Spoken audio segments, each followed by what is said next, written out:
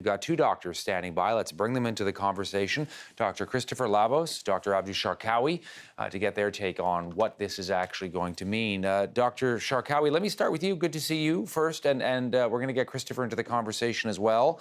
What do you make of the president coming out at 6:30 tonight?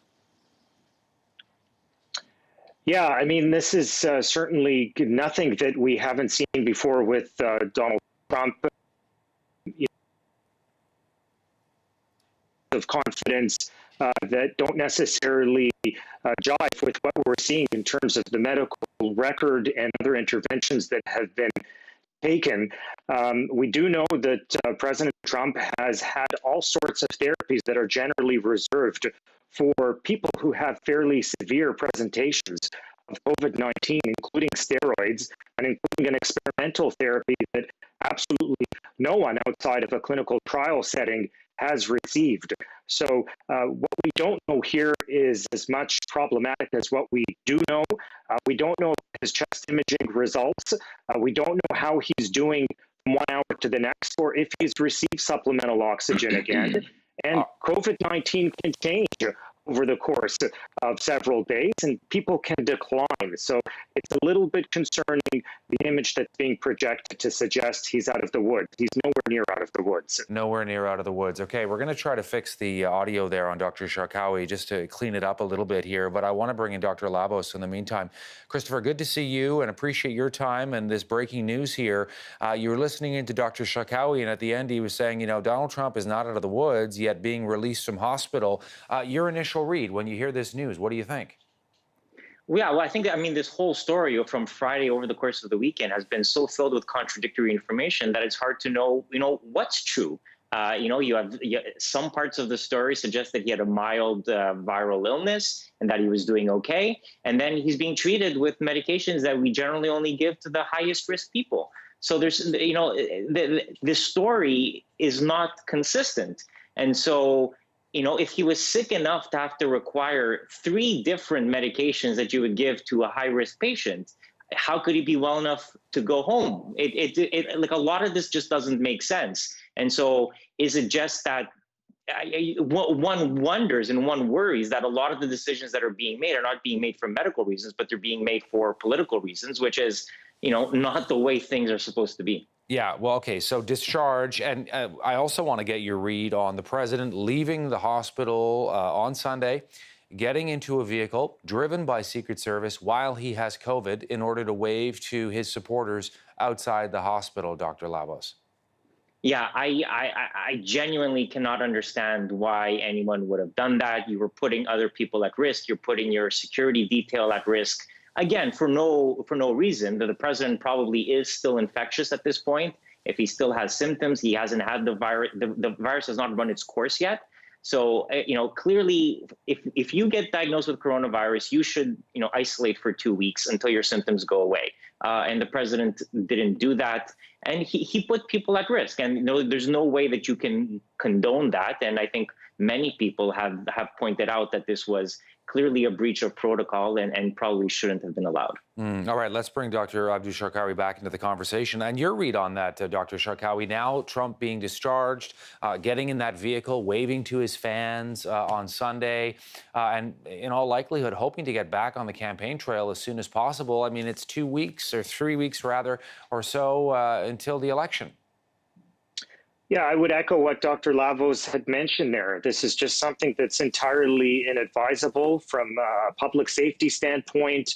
It's nothing that you would ever imagine allowing for an ordinary citizen. But this clearly indicates that we're not dealing with an ordinary citizen. And the unfortunate reality here is this could have been a narrative to help people understand that this is a virus that doesn't discriminate between the ordinary citizen and the extraordinary citizen, someone like Donald Trump. It could have been an opportunity to help highlight the importance of risk mitigation strategies like masking and distancing and maintaining isolation. And unfortunately, it was undermined entirely. And we go back to the same dismissive attitude of this is something that is probably not so much to worry about. And that's a really dangerous thing to be spreading. Gentlemen, I don't know if either of you have read the tweet, but let me just read it to you and our viewers across Canada here that the president sent out about half an hour ago or so, 25 minutes. He said, "I will be leaving Walter Reed at 6:30. And here's what he says. "Feeling really good, exclamation point. Don't be afraid of COVID. Don't let it dominate your life. We have developed under the Trump administration some really great drugs and knowledge. I feel better than I did 20 years ago." Dr. Labos. I mean, it's shocking to even hear somebody say that. I mean, I agree. You shouldn't let fear of the virus make you ill in terms of your mental health. We don't want people suffering from anxiety or suffering from depression because of this.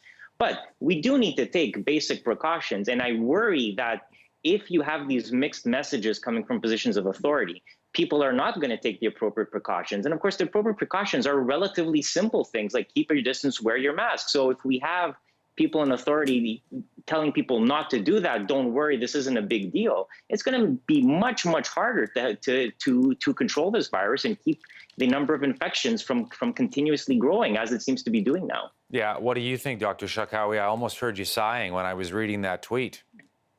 I mean, it's just inexplicable, and it's really disheartening. When you think of 200,000 plus people, I would think the majority of whom do not have access to getting a private medical entourage looking after them to apply experimental antibody cocktail therapies in the comfort of their own home, to receive supplemental oxygen in the comfort of their own residence, and to receive, unfettered access to all kinds of things while being hospitalized. I mean, the rules simply do not apply to the everyday person who has suffered terribly from this disease and many who have perished.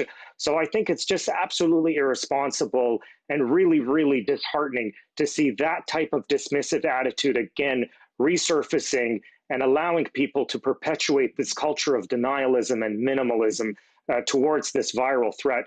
It's very dangerous. I really worry about the effect it's going to have on the American people. Yeah, and tell me about as well, Dr. Labos, the president getting discharged back at the White House and whether he's, ready for that kind of thing. I mean, the diagnosis was basically Thursday overnight into Friday, and here we are. I mean, it's only Monday. Yeah, and again, it's hard to know what the correct course of action is because the information has been so contradictory. If he did really have a very mild illness, then maybe that's justifiable. But if it was such a mild viral illness, he probably shouldn't have gotten the treatments he got. But if it was more severe and if he did require oxygen, you would obviously want to monitor somebody for longer. So it's hard to know what the right answer is because the information hasn't been consistent. And I think a large part of that has been, to a large degree, has been political spin, trying to sort of downplay the risks to try to prevent people from panicking. But clearly, if he was that sick, this does seem a little soon to be sending somebody home from hospital. Yeah, and what about the contagion factor, Dr. Sharkawy? Dr. Labos mentioned it a moment ago, but give me your read on it, the idea that the president would be discharged in his current state 4 days after the diagnosis. Well, I can't imagine that he's going to be able to interact with his staffers and his team the same way that he has been accustomed to doing in recent weeks, and certainly without the masking and distancing.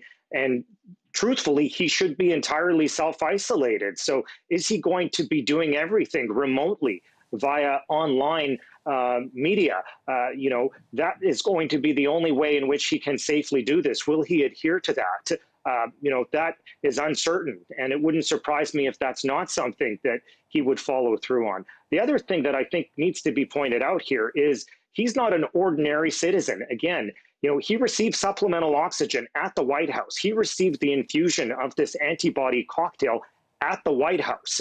He can continue his steroid therapy at the White House. A lot of the interventions that he has received, even though they are reserved for people who are generally more ill with COVID-19, can be delivered outside of hospital settings. So it's not necessarily completely telling us the truth that if he's being discharged, he's all well and everything is fine. He may still very well be given a lot of care and attention that ordinary citizens would not be receiving if they were deemed discharge worthy here. We're going to show the president's message that he sent out on Twitter about 30 minutes ago now, give or take.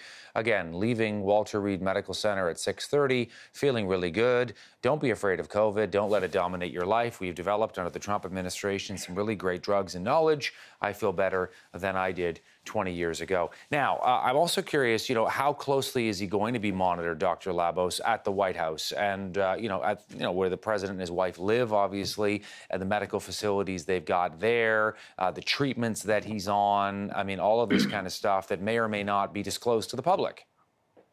Well, I think we have to remember, the White House. I mean, he's getting therapies at the White House that most people cannot possibly get at their own home. So he's probably going to be monitored very, very closely. And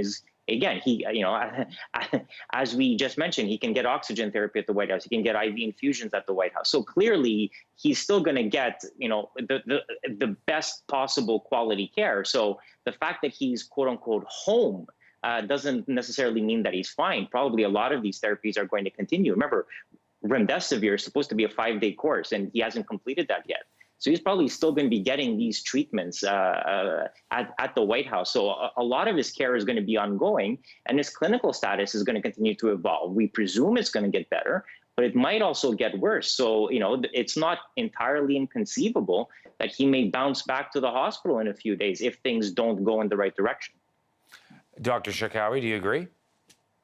Absolutely. The distinction between hospital and White House is, more artificial and apparent here than is actually real.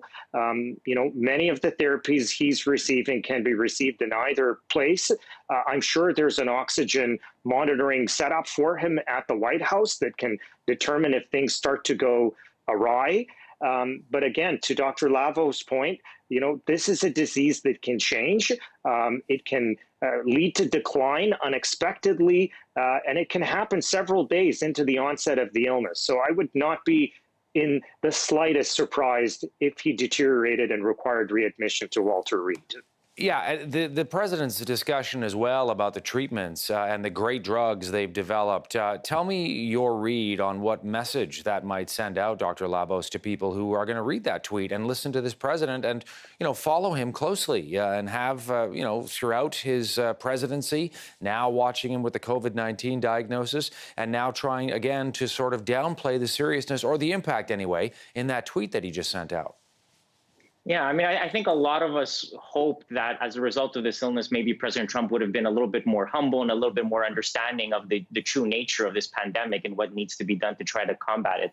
The reality seems to be the opposite. He seems to be doubling down on a lot of his, prior positions that this wasn't a big deal. Masks are not important.